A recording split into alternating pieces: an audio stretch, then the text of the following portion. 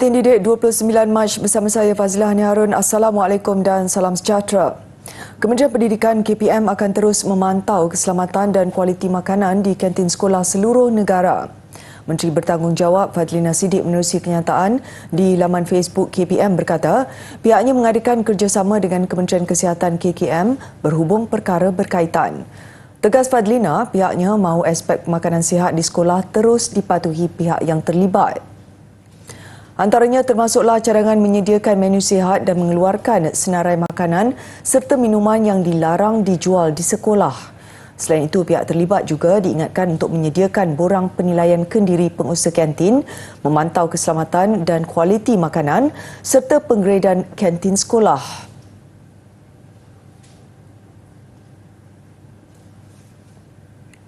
Pelajar tingkatan 1 Sekolah Menengah Kebangsaan Syed Hassan di Kangar Perlis, Amirul Zafran Safwandi mengharumkan nama negara.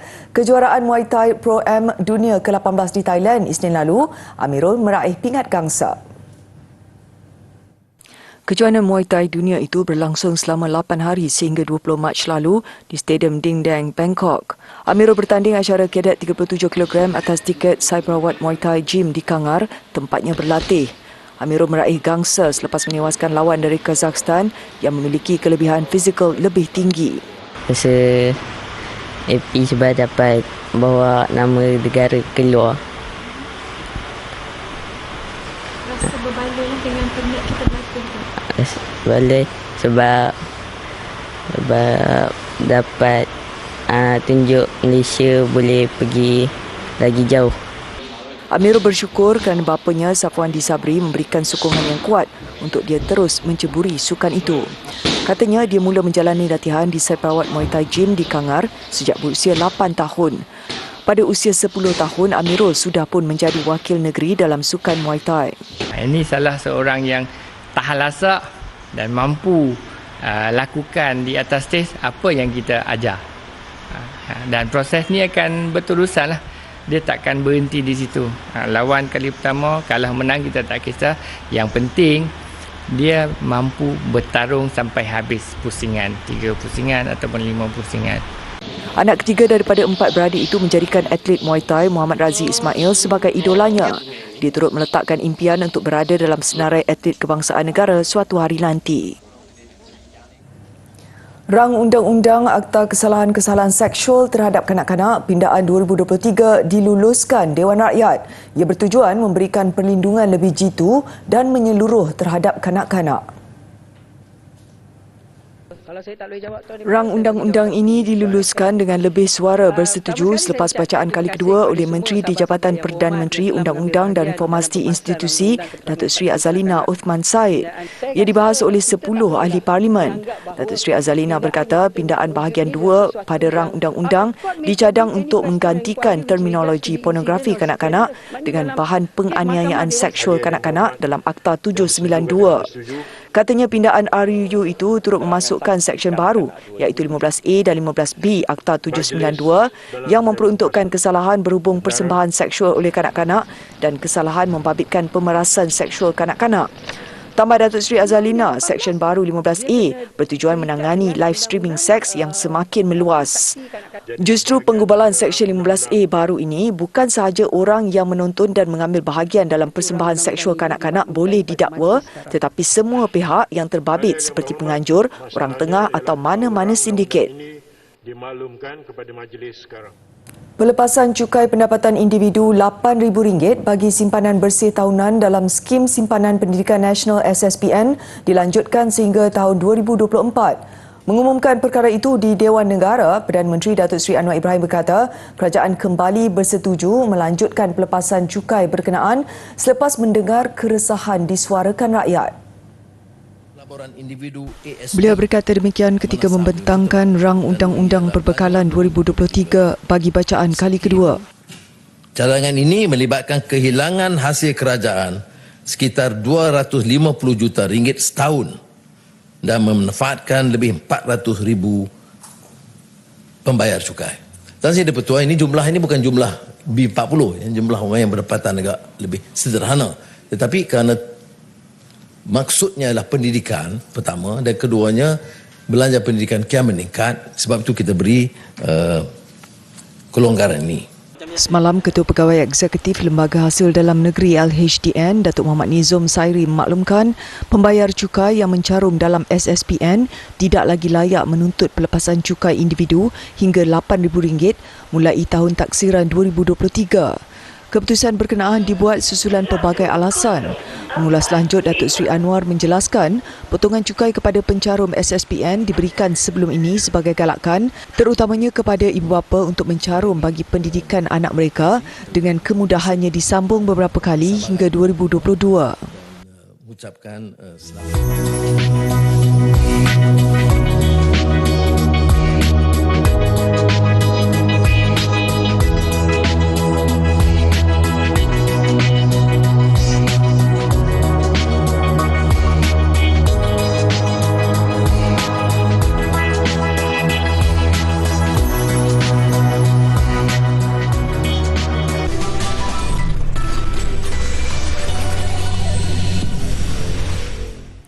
Ketika umat Islam menjamu selera menikmati juadah berbuka puasa bersama keluarga, ada yang terpaksa bertugas di lapangan seperti pasukan keselamatan.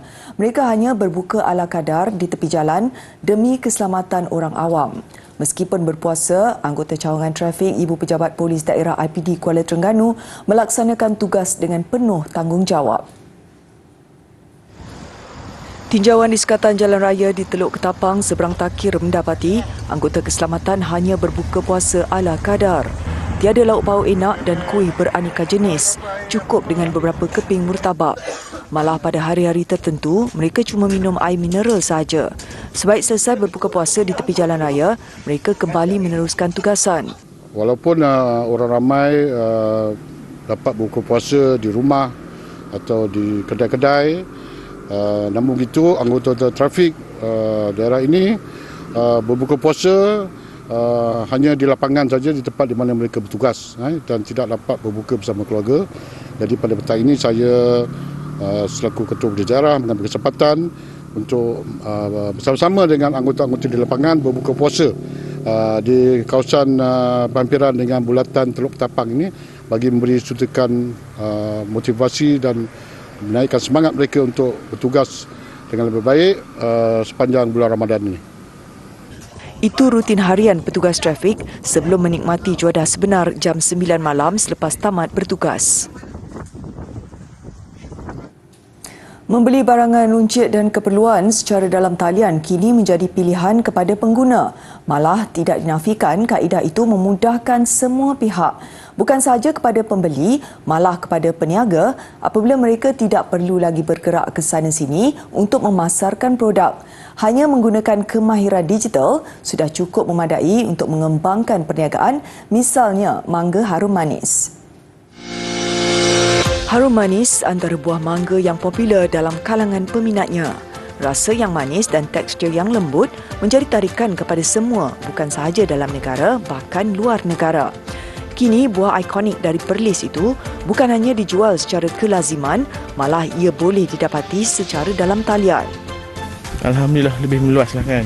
Tidak kita kadang-kadang kita tunggu macam sini, kadang-kadang buah sampai rosak, kita nak tunggu orang cari kan. Kalau digital ni lebih mudah hanya mengungkui kan. Mungkin dia ni lah sambung kan. Alhamdulillah lah kan. Untuk setahun dua ni digital ni memang bantu banyak. Ya. Kalau tidak kita duduk harap orang main sini. Harap orang ni patut satu lagi perih kan orang tengah. Jadi macam kita ni nak tak nak kena jual lah kan. Bila dah sampai satu lambakan, buah sampai satu lambakan, bila kita tak ada pasaran tu, jadi kita terpaksa tolak. Orang nak ambil murah pun kita nak tolak. Kita takut buah tu rosak. Tapi alhamdulillah setakat setahun dua ni kita boleh jual kan. Dia tak ada masalah. Abdul Hanan yang menyertai pemasaran digital sejak 2 tahun lalu mempunyai pengalaman 10 tahun dalam pertanian harum manis, tidak menjangkakan pemasaran digital dapat menstabilkan harga mangga ikonik itu walaupun ketika berdepan lambakan buah. Sementara itu, bagi syarikat pengendali platform penjualan digital tersebut, mereka bersedia untuk memasarkan secara meluas selain membantu pihak petani memasarkan buah yang ada dari ladang, termasuk buah yang tidak berkualiti untuk diolah menjadi produk makanan yang berasaskan harum manis. Kita punya plan dengan Jabatan Pertanian, we are going to implement zero wastages dekat farm. Okay. Zero wastages ni means apa saja buah dan ladang kita akan beli. Okey, yang kita boleh jual dalam bentuk fresh fruit, kita akan jual fresh fruits. Yang kata dia punya buah tak cantik, kadang-kadang dia tak keluar bentuk bangga, dia keluar bentuk macam Doraemon pun ada kan. So tapi the taste is still the same. Dia punya penjagaan still sama. Kalau buah cantik you kena balut, buah tak cantik pun you kena balut. So cost ni akan tetap sama, tak kira buah tu apa grade sekalipun dekat ladang. So kalau kita tak stop isu buah yang tak boleh jual ni, so peladang punya income akan drop. Sebab apa? Dia banyak wastages. Okay, kita sama-sama untuk syarikat dia memasarkan buah keluaran daripada pusat jabatan pertanian Kolej dan juga buah daripada petani-petani bimbingan jabatan lah. Selain daripada tu, selain daripada buat pemasaran, syarikat juga bertanggungjawab untuk membangunkan industri ni. Maknanya dari segi processing, maknanya bukan kata setakat buah segar, so ada buah-buah yang mana yang tak boleh dijual secara terus tu, contoh buah yang subgrade, buah semua tu akan diproses menjadi produk hiliran. Jelasnya dengan usaha pemasaran dalam talian tersebut, ia dijangka dapat membantu kira-kira 500 petani mangga harum manis di Perlis menjana pendapatan semasa musim buah pada bulan April hingga Jun depan.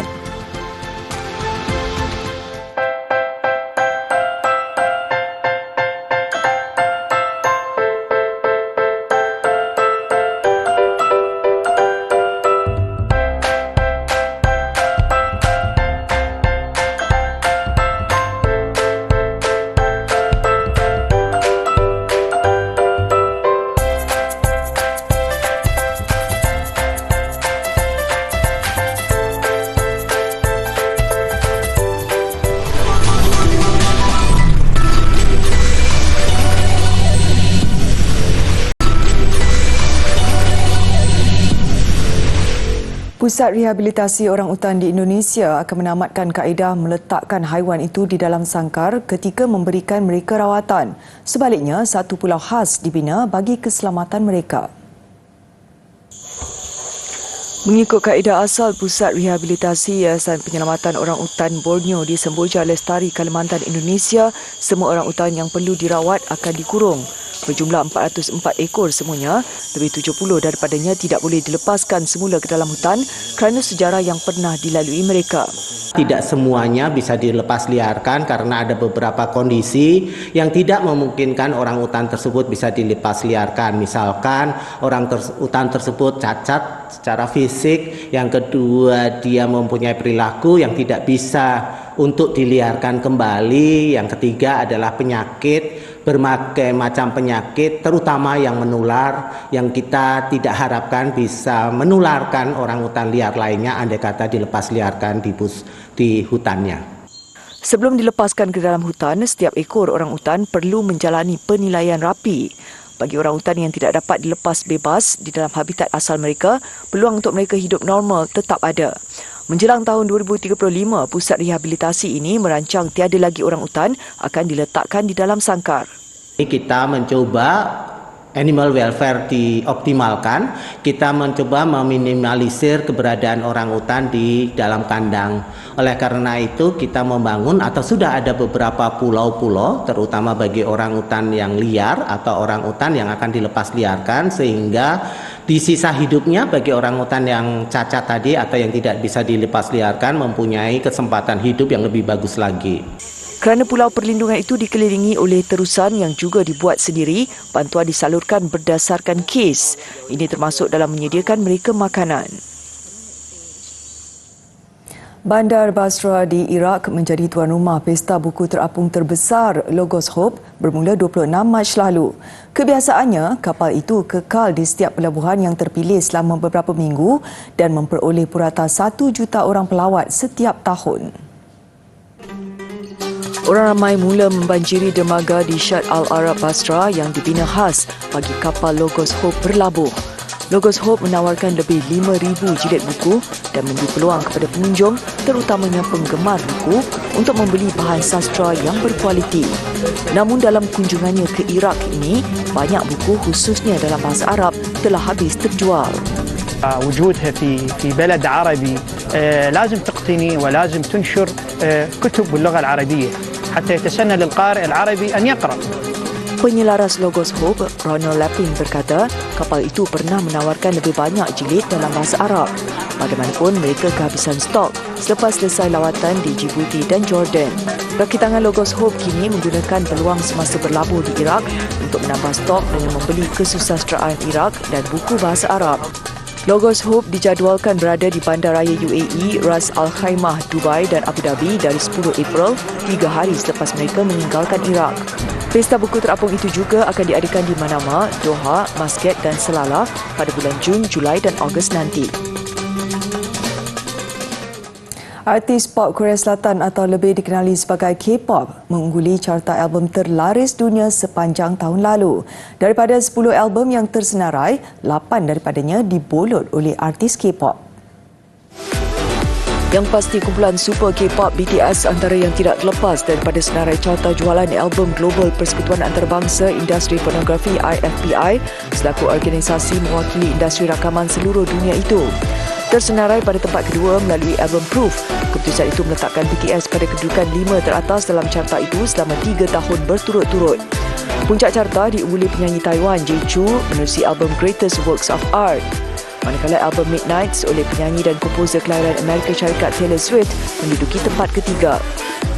Kedudukan dalam carta jualan album global IFPI dinilai secara tahunan berdasarkan bilangan unit album terjual. Ia merentasi semua format fizikal termasuk muat turun album penuh secara berbayar.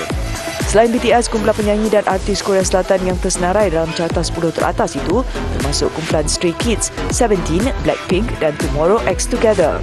Lebih mengejutkan apabila wakil sama dari Korea Selatan, Stray Kids dan Seventeen turut membolot 2 tempat utama dalam senarai carta 10 album terlaris itu, masing-masing di tempat ke-4 dan 8 serta ke-5 dan ke-9.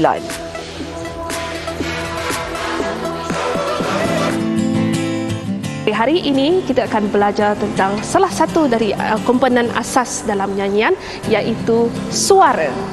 Suara itu adalah sangat penting untuk kita menyanyi.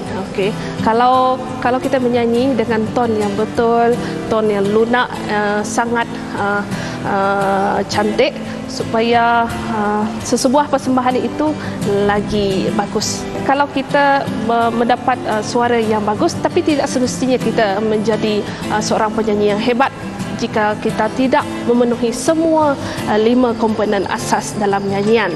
Kita ada terdapat 4 jenis suara, iaitu soprano, alto, tenor dengan bass.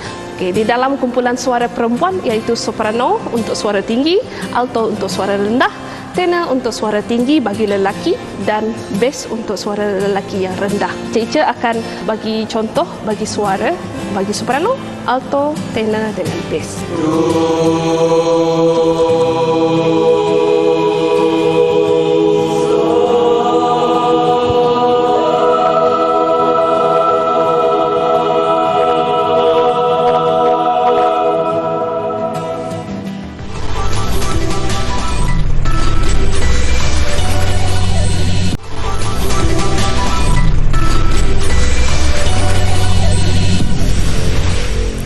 Sukan, daya saing serta kualiti pasukan dalam Liga Malaysia dijangka melonjak susulan beberapa pembaruan yang diterapkan pihak pengurusan Liga Bola Sepak Malaysia MFL musim ini. Ia termasuk memperkenalkan agihan pendapatan berasaskan merit mengikut kedudukan teratas sehingga di tempat ke-14 Liga Super. Perubahan itu menyaksikan setiap pasukan akan meraih peningkatan agihan hampir 100%. Bagi pasukan bertanding, pertambahan agihan itu disambut baik.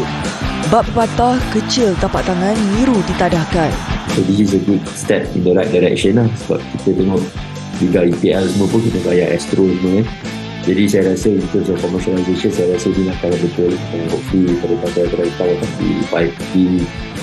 tahun ditingkatkan lagi hasilnya. So bagi saya sangat satu perkara yang bagus lah kepada Liga dan juga kepada pasukan. pemegang tarikh bola sepak Malaysia. Ini adalah merupakan satu motivasi yang terbaik untuk pasukan untuk mempamerkan persembahan yang terbaik di kalangan 14 pasukan. Dan jangan kita andaikan pasukan kecil tidak boleh membunuh sebuah gergasi dalam pasukan bola sepak. Ini tak mustahil. Dalam bola sepak, anything can happen. Semalam, MFL mengumumkan peningkatan 96.55% iaitu RM15.675 juta dalam agihan pendapatan Liga Super 2023. Ia perbezaan yang cukup besar ketika hanya RM7.975 juta diagihkan kepada 14 kelab yang sama musim lalu. Agihan musim ini membolehkan 6 kelab terbaik dalam Liga memiliki peluang untuk membawa pulang lebih RM1 juta, manakala pasukan yang menduduki kedudukan paling rendah pula meraih RM600,000 berbanding hanya RM250,000 pada 2022. Pasukan bola sepak negara mencatat kemenangan kedua berturut-turut kali ini dengan menundukkan Hong Kong 2-0. Pada perlawanan persahabatan pertama dengan Turkmenistan minggu lalu, Harimau Melaya menang 1-0. Turun tanpa beberapa pemain terbaiknya, Hong Kong tetap menyerlah. Awal permainan beberapa kali benteng skuad negara diuji Hong Kong. Berikutnya juga berpunca daripada satu sepakan sudut, kali ini Tiang membantu menyelamatkan gawang Malaysia. Tindakan benteng akhir Hong Kong untuk bermain cantik memakan diri. Hasil asakan daripada Muhammad Faisal Abdul Halim dan sepakan tepat oleh Muhammad Akia Abdul Rashid, Malaysia membuka jaringan. Sama dengan Faisal Halim di sini, hantaran tepat kepada Akia dan Saingan terus sengit dengan Hong Kong kembali menguji gawang Malaysia. Sekurang-kurangnya 2 percubaan berbahaya dilakukan Hong Kong. Sesekali menggasak, Malaysia tetap berbahaya. Giliran Darren Lock mendapat bola, Faisal Halim tenang memperdaya benteng akhir Hong Kong untuk disusuli satu rembatan rendah bagi gol kedua Malaysia.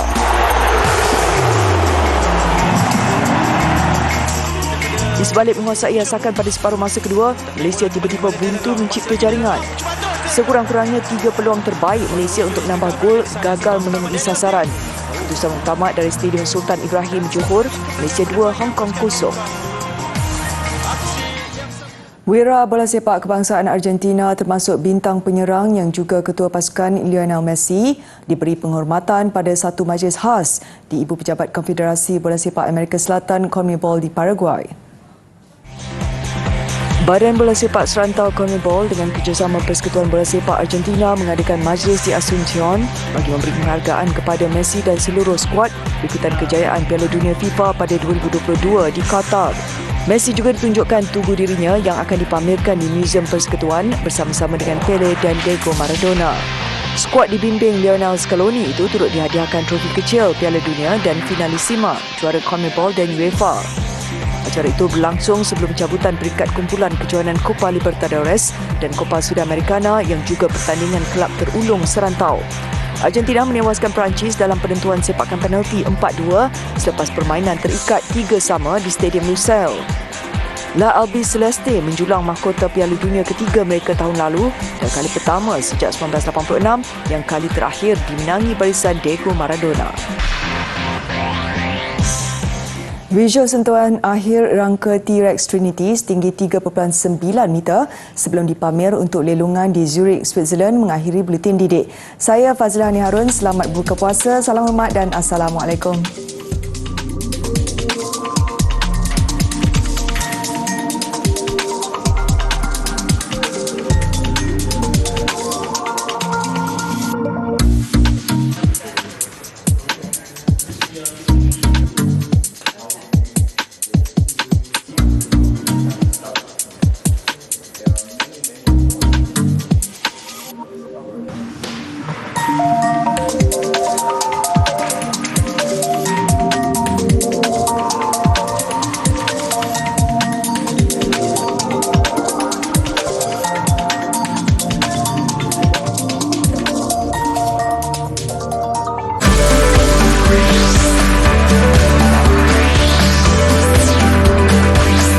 Didik TV KPI